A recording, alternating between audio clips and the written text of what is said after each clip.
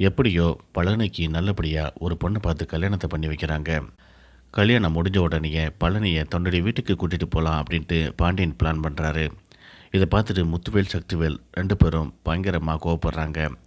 அதுபடி எங்கள் தம்பியை எங்கள் வீட்டுக்கு தான் நாங்கள் கூட்டிகிட்டு போவோம், என்ன அவன் ஒன்றும் இல்லாதவன்னு நினச்சிங்களா? இனிமேல் அவன் எங்கள் வீட்டில் தான் இருப்பான் அப்படிங்கிற மாதிரி பிடிவாதம் பண்ணிகிட்ருக்காங்க.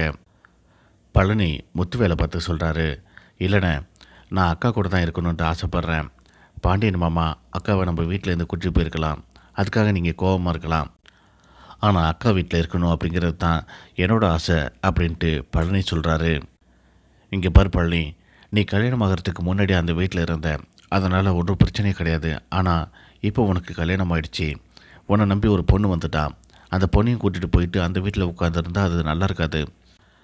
நாங்கள் சொல்கிற மாதிரி எங்கள் கூட வந்துரு, அந்த வீட்டுக்கு போகக்கூடாது அப்படிங்கிற மாதிரி முத்துவேல் சக்திவேல் ரெண்டு பேரும் சேர்ந்து பழனிக்கிட்ட சொல்லிகிட்டு இருக்காங்க.